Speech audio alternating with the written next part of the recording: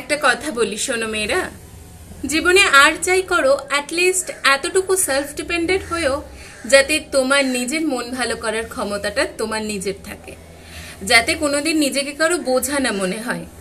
ধরো তোমার পিরিয়ডের সময় তুমি নিজেকে একটা বিশাল বড় আমুলের ডার্ক চকলেট এনে দিতে পারো, অথবা তোমার খুব এক্সস্টেড লাগলে তুমি পার্লারে গিয়ে সেলফ কেয়ার নিতে পারো, কিংবা হুটহাট 2-4টে শপিং করে আইসক্রিম খেতে খেতে বাড়ি ফিরতে পারো, অথবা রেস্টুরেন্ট লাইব্রেরিতে গিয়ে সময় কাটিয়ে আসতে পারো। আর জন্মদিন স্পেশাল দিনে কি উইশ করলো না করলেও সেসব নিয়ে না ভেবে নিজেকে একটু গুছিয়ে কোথাও ঘুরে আসতে পারো।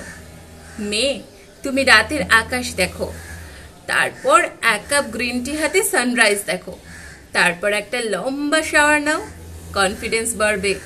সেলফ কেয়ার ম্যাটার করে গার্লস, নইলে আজীবন আমার বয়ফ্রেন্ড আমাকে বোঝে না, আমার হাজব্যান্ড কেয়ারলেস, আমার ফ্যামিলি আমাকে কেয়ার করে না, এসব দুঃখ বিলাস চলতেই থাকবে।